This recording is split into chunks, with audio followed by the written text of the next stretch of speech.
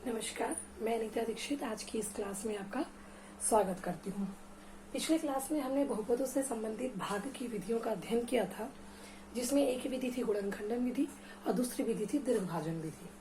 मैंने आपको बताया था कि जब भाजक में एक से अधिक पद हो तो हमारे लिए बेहतर है कि हम दीर्घभाजन विधि का ही प्रयोग करें।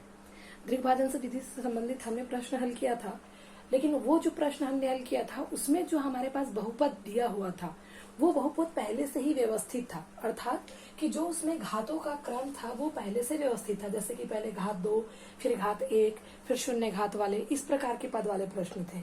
अभी मैंने आपकी कक्षा 10वीं के पाठ्य पुस्तक का एक प्रश्न इसमें लिखा हुआ है जिसमें भाग करना है, परंतु हमारे पास एक समस्या ये है कि उसमें जो घातों का क्रम है वो व्यवस्थित नहीं है, वो अवरोही क्रम में व्यवस्थित नहीं है। जब भी हम दीर्घभाजन विधि से भाग करते हैं तो ये आवश्यक होता है कि जो बहुपद है वो पहले से ही आपके घातों में अरेंजमेंट मतलब अवरोही क्रम में व्यवस्थित हो। जैसे कि इस प्रश्न में अगर हम देखते हैं तो x की घात 5 धन 5x धन 3x का वर्ग धन 5x की घात 3 धन 3 है। 5 अधिकतम घात है, उसके बाद 4 घात वाला कोई पद नहीं है, तो उसके बाद 3 घात वाला पद होना चाहिए, तो 3 घात वाला पद इधर है, उसके बाद 2 घात वाला पद यहाँ पे है, उसके बाद फिर 1 घात वाला और उसके बाद ये अचर पद।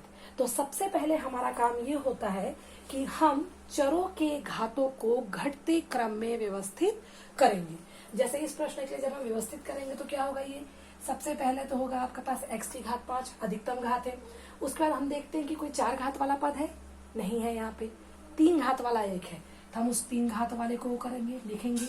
उसके बाद घात 2 वाला देखते हैं, घात 2 वाला है, हाँ है, ये घात 2 वाला हमने लिख लिया, 3x का वर्ग। उसके बाद हम देखते हैं कि वर्ग के बाद घात 1 वाला है, हाँ है, तो हमने इसको लिख लिया 5x। उसके बाद कोई अचर पद है, हाँ है, ये हमारा अचर पद। तो हमने दिए गए बहुपद के चरों के घातों को घटते क्रम में व्यवस्थित कर दिया। और यही सेम केस जैसा हमने भाज्य के साथ किया है वही काम हमें भाजक के साथ भी करना पड़ेगा। तो भाजक में अपने पास सबसे पहले 4x है, फिर x का वर्ग है, फिर 2 है। अधिकतम घात अगर हम देखते हैं तो यहाँ पे 2 है, तो अधिकतम घात वाले पद को पहले हम लिख लेते हैं भाजक के लिए। अधिकतम घात आपका x का वर्ग है, उसके बाद आपका 4x है और उसके बाद 2 है। अब ये दोनों भी व्यवस्थित हो गई है। अब हम क्या करेंगे, हम भाग विधि के प्रयोग से इसके लिए भाग देने के लिए कहा गया है, तो हम इसका भागफल और शेषफल याद करने का प्रयास करेंगे। तो हम पहले प्रश्न लिख लेते हैं यहाँ पे,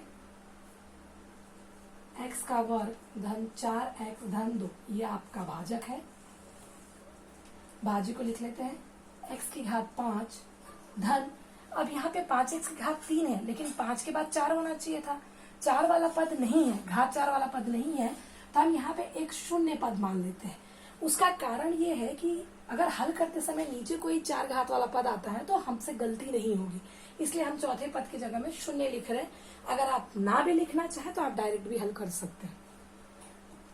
5x की घात 3, फिर 3x की घात 2, फिर धन 5x और उसके बाद आपका आता है धन 3। अब हम इसको भागफल करने का प्रयास करेंगे। कल भी हमने डिस्कस किया था कि पहले हमको ये देखना है कि x का पहला पद x के वर्ग में हम किसका गुणा करें कि x की घात 5 आ जाए। अगर आपको समझ में आता है तो बहुत अच्छी बात है, नहीं तो मैंने कल एक ट्रिक बताया था आपको कि भाज्य के पहले पद को लिख लीजिए और भाजक के पहले पद को लिख लीजिए। इसको हल कर लीजिए, x गुणित x गुणित x गुणित x गुणित x, 1 2 3 4 5, घात 5 है तो 5 बार x का वर्ग अर्थात x गुणित x। अब ये x कैंसिल, ये x कैंसिल, तो हमारे पास बच जाता है x गुणित x अर्थात x की घात 3। तो इसका मतलब है हम गुणा करेंगे x की घात 3 से। अब x की घात 3 से गुणा करते हैं तो क्या आता है, देखिए x की घात 3 से गुणा करेंगे तो अब क्योंकि हमारे पास पूरा पद है, हम केवल एक के साथ तो नहीं कर सकते, तो x की घात 3 का गुणा करना है हमें x का वर्ग के साथ, 4 के साथ, धन 2 के साथ। इसका गुणा किए, आधार समान है, घाते जुड़ेंगी तो 3 और 2 5, धन अचर पद x की घात 3, x की घात 1 मतलब x की घात 4, धन 2 के साथ x की घात 3 का गुणा x की घात 2 x की घात 3। हम यहाँ पे लिख देते हैं x की घात 5 धन 4x की घात 4 धन 2x की घात 3। ये मैंने इसीलिए यहाँ पे 0 लिखा था कि ताकि अगर कोई चौथा घात वाला पद आ जाए जो यहाँ पे नहीं था तो उसके सीध में रहेगा, तो हमसे जोड़ने और घटाने में जो गलती है वो नहीं होगी। अब फिर वही विधि, धन है सामने तो ये ऋण हो गया, ये धन है तो ये भी ऋण हो गया, ये धन है तो ये भी ऋण हो गया। अब x की घात 5 में से x की घात 5 को कटाएंगे तो ये आपस में कैंसिल। 0 4 घात वाला कोई नहीं है तो आपके पास आ जाएगा ऋण 4x की घात 4 आपने उतार लिया, ऋण 2x की घात 3 और धन 5x की घात 3, तो ये आपका आएगा 5 में से 2 घटाएंगे 3x की घात 3 धन। अब आप अगली पद को उतार देते हैं 3x का वर्ग धन 5x धन 3। मैंने पूरे को एक साथ उतार दिया, आप एक एक करके भी उतारेंगे तो भी कोई दिक्कत नहीं, प्लस 3। अब फिर वही प्रोसेस, अब हमारे पास है ऋण 4x की घात 4 और यहाँ पे x का वर्ग, फिर हम भाग देके देख लेते हैं। ऋण 4x की घात 4 को हम x के वर्ग से भाग देंगे तो हमारे पास आएगा ऋण 4x का वर्ग, मतलब अगला पद हमारा यहाँ पे आएगा ऋण 4x का वर्ग। अब ऋण 4x के वर्ग से गुणा करके देख लेते हैं कितना आएगा, तो ये ऋण 4x का वर्ग गुणा x का वर्ग धन 4x धन 2 करके देखिए, ऋण है तो ऋण सामने आ जाएगा 4x की घात 4 धन और ऋण का गुणा ऋण 4 चौक 16 और ये x का वर्ग गुणित x करेंगे तो x की घात 3 धन ऋण फिर से ऋण 4 दूनी 8 x का वर्ग। अब हम इसको यहाँ उतार देते हैं, ऋण 4x की घात 4 ऋण 16x की घात 3 ऋण 8x का वर्ग। फिर वही नियम कि नीचे वाले पदों के चिन्ह में परिवर्तन होगा, धन होगा तो ऋण, ऋण होगा तो धन। ये ऋण था ये धन हो गया, ये ऋण था ये धन हो गया, ये ऋण था ये धन हो गया। अब ये ऋण 4x की घात 4 धन 4x की घात 4 जब ये आपस में घटेंगे तो कैंसिल हो गए। अब बचा यहाँ पे धन 16x की घात 3 धन 3x की घात 3, तो 16 और 3 19x की घात 3, फिर धन 8x का वर्ग धन 3x का वर्ग, तो ये आपका आ गया 11x का वर्ग। अब बाकी जो बचे पद है उसको उतार देते हैं हम 5x और ये धन 3। अब फिर वही आगे प्रोसेस करेंगे कि अगला पद अब किससे गुणा करना पड़ेगा, x का वर्ग, इसका पहला पद x का वर्ग, इसका पहला पद 19x की घात 3, तो भाग दे के देख लेते हैं x का वर्ग, इसका जब इसको कैंसिल होगा तो आपको मिलेगा 19x। इसका मतलब है कि हम 19x से अब गुणा करेंगे तो यहाँ का पद आ जाएगा अपना 19x। 19x के साथ इसका गुणा मैं डायरेक्ट करने की कोशिश करती हूँ, नहीं समझ में आएगा तो आप बताइएगा तो फिर मैं उसको आपको एलिब्रेट करके बता दूंगी।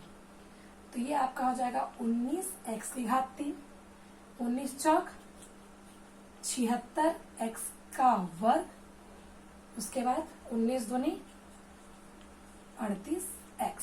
देख लीजिए 19x का गुणा x की वर्ग से किया तो घात 2 है, इसमें घात 1 है तो घात 3 आ गया, फिर 19 चौक 76x और x का गुणा x का वर्ग, फिर 2 और 19x का गुणा किया तो हमने आ गया आपके पास 38x।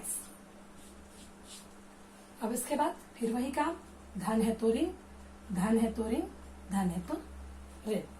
19x की घात 3 में से 19x की घात 3 आया, ये आपका कैंसिल हो गया। अब बचा यहाँ पे ऋण 76x का वर्ग धन 11, तो 76 में से अगर हम 11 घटाते तो 6 में से 1 गया 5 बाकी, 7 में से 1 गया 6 बाकी।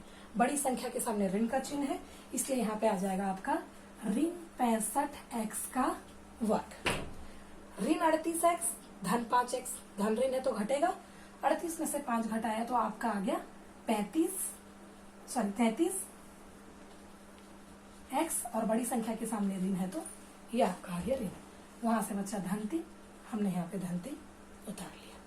अब फिर हम इसी प्रोसेस को आगे करेंगे, कब तक करेंगे, हमने कल भी डिस्कस किया था कि जब तक हमारे पास जो पद आया शेष उसमें चर की घात भाजक के चर के घात से कम ना हो जाए तब तक हमारा भाग चलता रहता है, या तो हमें शेष फल शून्य प्राप्त हो जाए और या फिर जो शेष पद में आ रहा है उसमें चर की जो अधिकतम घात है वो यहाँ पे जो अवेलेबल भाजक की जो अधिकतम घात है उससे कम होना चाहिए। अभी हम देखेंगे तो यहाँ पे बराबर है तो मतलब एक स्टेप और हमारा जाएगा। अब यहाँ का पहला पद देखिए ऋण 65x का वर्ग और यहाँ का पद क्या है एक्स का वर्ग, एक्स का वर्ग कैंसल, ऋण 65। इसका मतलब है कि अगले पद में हमको किससे गुणा करना पड़ेगा, ऋण 65 एक्स से। तो हम ऋण 65, खाली ऋण 65 से, तो ये हमने ऋण 65 से गुणा कर दिया। अब ऋण 65 का गुणा करेंगे तो कितना आएगा देख लेते हैं। ऋण 65 गुणित एक्स का वर्ग धन 4x और ये धन 2, तो 65 ऋण 65 एक्स का वर्ग ऋण 65 चौक कितना होगा, 4 पंचे 20 का शून्य, यहाँ से गया 2, 4 छके 24, 24 और 2 26, अर्थात 260 एक्स। उसके बाद 65 दूनी 2 पंचे 10 का शून्य, हासिल गया 1, 2 छके 12, 12 और 1 13, अर्थात 130 ऋण है, तो ये आ गया आपका 130। अब यहाँ पे इसको लिख देते हैं, फिर से करिए। ऋण 65 एक्स का वर्ग चौके में किया तो आपका आया 260 एक्स और ये आया 130। अब हम इसको हल कर देते हैं। ऋण है तो धन, ऋण है तो धन और ये ऋण है तो ये भी धन। फिर ऋण 65 एक्स का वर्ग धन 65 एक्स का वर्ग आपस में कैंसिल हो गए। ऋण 33 एक्स धन 260, तो 260 में से हम 33 को घटा के देख लेते हैं। 10 में से 3 गया 7, 5 में से 3 गया 2 और ये आपका 2, तो ये अपने पास आ गया 227 एक्स। उसके बाद अपने पास है धन 130 धन 3, तो ये आपका हो जाएगा 133। अब आप यहाँ पे ध्यान से देखिए कि यहाँ पे जो पद बचा है x, उसकी घात है 1 और यहाँ पे जो हमारा भाजक का अधिकतम घात था वो है 2, अर्थात कि हम इसके आगे हमारा जो भागफल है वो नहीं जाएगा। सवाल आपका यही समाप्त हो गया है। ये आपका भाजक था, ये आपका शेषफल आया और ये आपका भागफल आ गया। मैं फिर से एक बार रिपीट कर देती हूँ कि जब हमारे पास कोई ऐसा बहुपद दिया हो जिसमें घाते जो है अव्यवस्थित हो, अर्थात कि घातों चर का जो घात है वो आरोही क्रम में व्यवस्थित ना हो, अर्थात घटते क्रम में व्यवस्थित ना हो, तो हमारा पहला काम होता है कि हम उसे घटते क्रम में व्यवस्थित कर ले। जैसे दिए गए प्रश्न में था घात 5 था, फिर उसके बाद 1 है, फिर 2 है, फिर 3 आगे पीछे था, तो हमने सबसे पहले अधिकतम घात वाले को लिखा। उसके बाद 4 वाला नहीं था, इसलिए मैंने बाद में यहाँ पे 4 वाले की जगह 0 लिख लिया। 3 वाला था, फिर घात 2 वाला था, फिर घात 1 वाला और ये फिर अचर पद, उसको हमने लिख दिया। सेम यही काम हमने भाजक के लिए भी है, क्योंकि भाजक में भी अव्यवस्थित था, तो अधिकतम घात 2 थी इसलिए मैंने पहले लिखा। उसके बाद पद था सिंगल घात वाला, मैंने उसको लिखा और उसके बाद फिर मैंने 2 को लिखा। अब हमारा ये भाग के लिए बिल्कुल तैयार हो गया।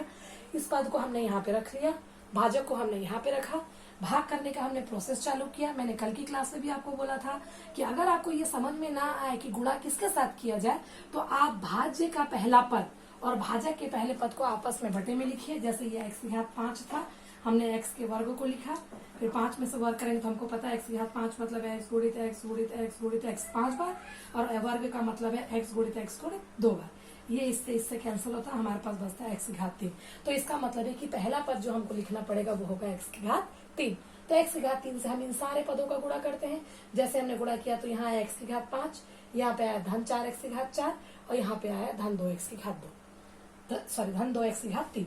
फिर हमने इसका घटाने के लिए किया। घटाने का आपको पता है तरीका कि आपको ज्यादा सोचना नहीं है, जो नीचे वाले पदों में जो भी चिन्ह आपको प्राप्त हुआ है आप उसके विपरीत चिन्ह को लिखिए। अगर धन है तो आप उसको ऋण करिए, अगर ऋण है तो आप उसको धन करिए। तो यहाँ सब कुछ धन धन था, हमने इसे सबको ऋण ऋण किया। फिर x की घात 5 और ऋण x की घात 5 आपस में कैंसिल हो गए थे। घात 4 वाला कोई पद नहीं था, ये अकेला था, तो हमने सीधे से ऋण 4x की घात 4 उतार लिया। उसके बाद घात 3 वाला पद और ये घात 3 वाला पद, ये धन में था ये ऋण में था, अर्थात घटेगा। 5 में से 2 घटाया 3, बड़ी संख्या के सामने धन का चिन्ह था इसलिए हमने यहाँ पे लिखा धन। फिर जो बचे पद थे मैंने उसको उतार लिया। अगर आप चाहे तो एक एक करके भी उतार सकते हैं, मैंने साथ में उतार लिया, कोई दिक्कत नहीं है। अब फिर वही बात कि अब अगला पद कौन सा आएगा। फिर मैंने इसमें जो बचा हुआ पहला पद उसको देखा और इसका जो पद था कि ऋण 4x की घात 4 पहला पद था, उसको मैंने x स्क्वायर में बटे करके देखा। जब मैंने इसको हल किया तो मेरे पास कितना आया, ऋण 4x का वर्ग। इसका मतलब है कि अगला पद जो है वो मेरा क्या होगा, ऋण 4x का वर्ग। फिर मैंने ऋण 4x के वर्ग के साथ इन सब का गुणा किया तो आया ऋण 4x की घात 4, 4 चौक 16 x की घात 3, उसके बाद फिर 4 दूनी 8 x की घात 2।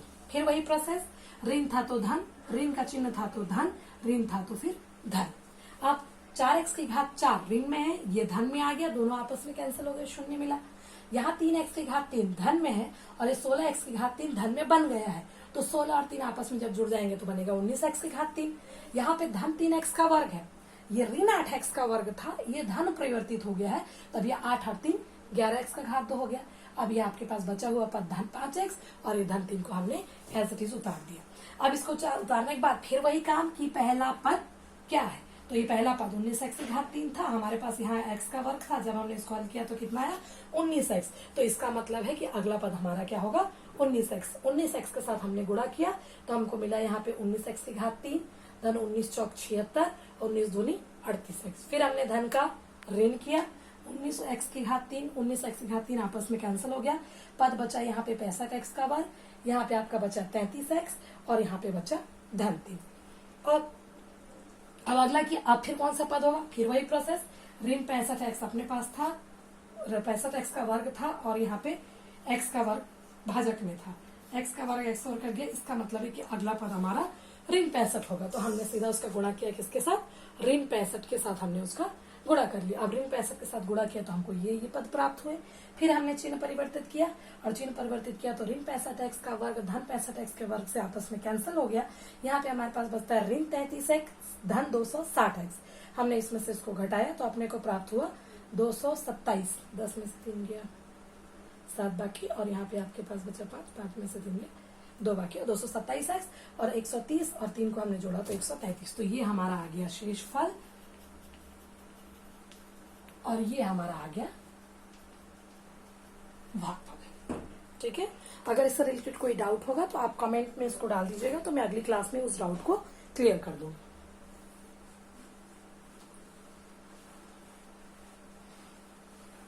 चलिए अब हम आते हैं शेषफल प्रमेय पे, अर्थात की रिमाइंडर थ्योरम। शेषफल प्रमेय नाम से ही समझ में आ रहा है कि शेष मतलब हम यहाँ भाग विधि को डिस्कशन कर रहे हैं, और शेषफल प्रमेय मतलब एक ऐसा प्रमेय कि मान लीजिए हमारे पास कोई ऐसा प्रश्न आ जाए जिसमें हमको ये बोला गया कि भाग मत करो लेकिन आप हल करके शेष बता दो। जैसे ये प्रश्न है 2x की घात 2 ऋण 5x ऋण 1 को x ऋण 5 से बिना भाग दिए शेषफल ज्ञात कीजिए। तो अगर ऐसा कोई प्रश्न आता तो क्या हमारे पास कोई ट्रिक या कोई फॉर्मूला या कोई प्रमेय है? हाँ है, और उसे हम कहते हैं शेषफल प्रमेय। 10th क्लास के सिलेबस में शेषफल प्रमेय को हम सीधा एक सूत्र के रूप में यूज करते हैं। मैं आपको उसका मेथड जो शेषफल प्रमेय का जो कंसेप्ट है वो समझा देती हूँ। अगर आप इस प्रमेय की उपपत्ति देखना चाहते हैं तो आप मुझे कमेंट कीजिएगा, तो फिर मैं उसमें एक और वीडियो क्लास बना के मैं उसमें आपको इसकी अलग से उपपत्ति बता दूंगी। क्योंकि 10th में उपपत्ति ना पूछकर ज्यादातर प्रश्न ऐसे आते हैं कि क्वेश्चन दिया हुआ है और शेषफल प्रमेय का प्रयोग करके इसको हल करिए या बिना भाग दिए इसमें शेष ज्ञात कीजिए, इस टाइप के आते हैं। तो इसलिए हम सीधा शेषफल प्रमेय के कॉन्सेप्ट को समझेंगे और उसके बाद हम प्रश्नों को कैसे हल करते हैं 10th के, उस बारे में डिस्कस करेंगे। ओके, तो प्रमेय क्या बोलता है? सपोज करते हैं कि हमारे पास कोई एक बहुपद है f(x) है, जिसको हमें भाग देना है x a से। मतलब ये बहुपद है, भाग देना है अर्थात ये भाज्य है, और x है आपका भाजक है। तो और मान लीजिए कि हम भाग देते हैं तो कुछ हमको शेष प्राप्त होता है। rx मैंने इसलिए लिखा है कि r फॉर रिमाइंडर, और चर में आ गया तो चर, नहीं आएगा तो 0 हो जाएगा। तो आपके पास अगर rx जो है उसका शेष आता है और qx एक कोई बहुपद हमको हल करने पे मान लीजिए मिल जाता है, क्योंकि अभी तो ये एक अज्ञात है, जब अज्ञात है तो उसका हल क्या आएगा वो भी हम नहीं बता सकते, तो इसलिए मैंने एक संकेत में ले लिया कि मान लीजिए ये भागफल आता है। तो आपने छोटी कक्षा में, मैंने कल भी जब वो किया था कि मान लीजिए हमारे पास कोई भी एक अंक है 19 है, हम इसको 3 से भाग दे रहे हैं, 3 छक्के 18 आ रहा है, एक शेष बच रहा है। तो आप जानते हो कि ये भागफल होता है, ये शेष होता है, ये आपका भाजक होता है और ये आपका भाज्य होता है। और आपने छोटी क्लास में एक कंसेप्ट पढ़ा है क्या, कि भाज्य गुणित भागफल धन शेष बराबर, भाजक गुणित भागफल, भाजक गुणित भागफल धन शेष हमेशा भाज्य के बराबर होता है। अर्थात अगर हम यहाँ पे इसका प्रयोग करें तो भाजक हमारा x ऋण a था, भागफल हमने qx माना है, शेष हमको rx के रूप में हमने दर्शाया है और भाज्य हमारा fx है। तो ये हमारा पद है। तो शेषफल प्रमेय क्या बोलता है कि अगर बहुपद fx को x माइनस a से भाग दिया जाए तब इसका शेषफल आता है f ऑफ a। एक बार और एक्सप्लेन करती हूँ इसको से। यदि हमारे पास कोई बहुपद fx जो कि आपका भाज्य के रूप में है और उसे हम भाजक x माइनस a से भाग देते हैं तो शेषफल प्रमेय हमारा कहता है कि आप उसके शेषफल को सीधा सीधा f ऑफ a लिख सकते हैं, जहां पर a क्या है, जो हमारे भाजक से प्राप्त होता है।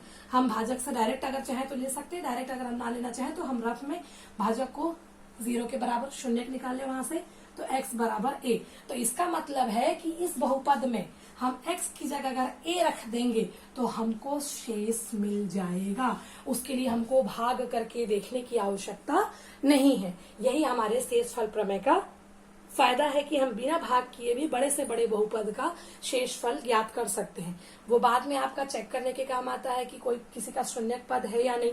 तो अगर ज्ञात करने पे शून्य हमने हल किया और हल करने पे हमको शेषफल शून्य मिलता है तो इसका मतलब होता है कि हमारा जो भागफल आपका शेषफल शून्य आ रहा है, मतलब वो उस पद का शून्यक है या उस बहुपद का शून्यक है। ये सब चेक करने के लिए हम शेषफल प्रमेय का प्रयोग करते हैं। क्वेश्चन है, इसकी क्वेश्चन को हम नेक्स्ट क्लास में एलिब्रेट करेंगे। Thank you.